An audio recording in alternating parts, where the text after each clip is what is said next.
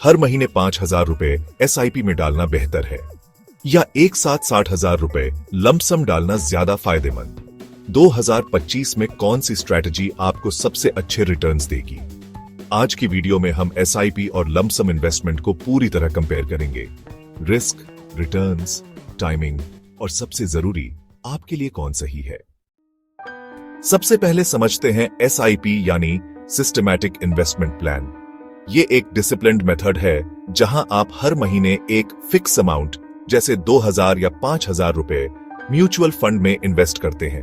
SIP का सबसे बड़ा फायदा है रूपी कॉस्ट एवरेजिंग, यानी जब मार्केट गिरेगा तो आपको ज्यादा यूनिट्स मिलेंगे और जब मार्केट ऊपर होगा कम यूनिट्स। लॉन्ग टर्म में यह स्ट्रैटेजी वॉलेटिलिटी को बैलेंस कर देती है। अब बात करते हैं लमसम इन्वेस्टमेंट की। इसमें आप एक बड़ी रकम जैसे 50,000 या 1,00,000 रुपए एक साथ म्यूचुअल फंड या किसी एसेट में इन्वेस्ट करते हैं। लमसम का फायदा तब है जब मार्केट लो पे हो और आपके पास एक बार में इन्वेस्ट करने के लिए पैसा हो, लेकिन इसमें मार्केट टाइमिंग की जरूरत होती है जो हमेशा आसान नहीं होती। अब देखते हैं एसआईपी और लमसम का परफॉर्मेंस कंपैरिजन। मान लीजिए आपने 5 साल पहले 1,00,000 रुपए एसआईपी और 1,00,000 रुपए लमसम में इन्वेस्ट किया होता तो एसआईपी में आपको एवरेज 12% CAGR मिला होता, और अगर आपने सही समय पे लमसम किया होता तो रिटर्न करीब 14% CAGR तक हो सकता था। लेकिन अगर मार्केट हाई पे आपने इन्वेस्ट किया तो लमसम रिटर्न कम भी हो सकता है। यानी एसआईपी थोड़ा सेफ और कंसिस्टेंट है और लमसम थोड़ा risky but potentially higher return वाला। एसआईपी परफेक्ट है उन लोगों के लिए जिनकी मंथली इनकम फिक्स है, जैसे सैलरीड प्रोफेशनल्स। हर महीने थोड़ा थोड़ा इन्वेस्ट करना आसान भी है और साइकोलॉजिकली कंफर्टेबल भी। वहीं लमसम उन लोगों के लिए अच्छा है जिनके पास अचानक बड़ी रकम आती है, जैसे बोनस, इनहेरिटेंस या प्रॉपर्टी सेल का पैसा। अगर मार्केट अंडरवैल्यूड है और आप रिस्क लेने को तैयार हैं, तब लमसम सही है।